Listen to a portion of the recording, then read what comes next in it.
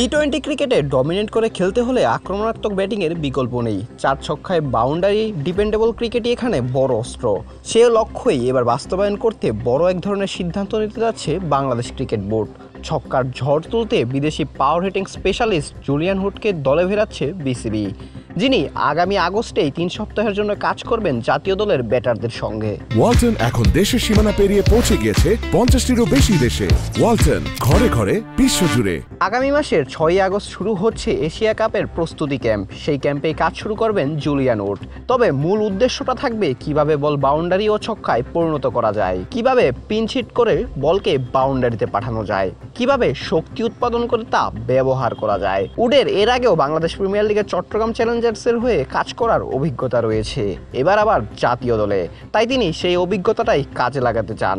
এছাড়াও বাংলাদেশে আসার ব্যাপারে উড বলেন, বাংলাদেশে প্রতিভার অভাব নেই, কিন্তু এখানকার ক্রিকেটে শুধু প্রতিভা নয়, সেটিকে ব্যবহার করে স্কোর কার্ডে দ্রুত রান তুলতে হবে। আমি ক্রিকেটারদের শেখাবো কিভাবে তারা নিজেদের শক্তিকে কাজে লাগাতে পারে। 3 সপ্তাহের এই ক্যাম্প নিয়ে আমি খুবই খুশি এবং রোমাঞ্চিত। কয়েক বছর ধরেই বিসিবির সঙ্গে আমার আলাপ হচ্ছিল, এবার সেটা বাস্তবায়ন হচ্ছে, তাতে আমার বেশ আনন্দ হচ্ছে।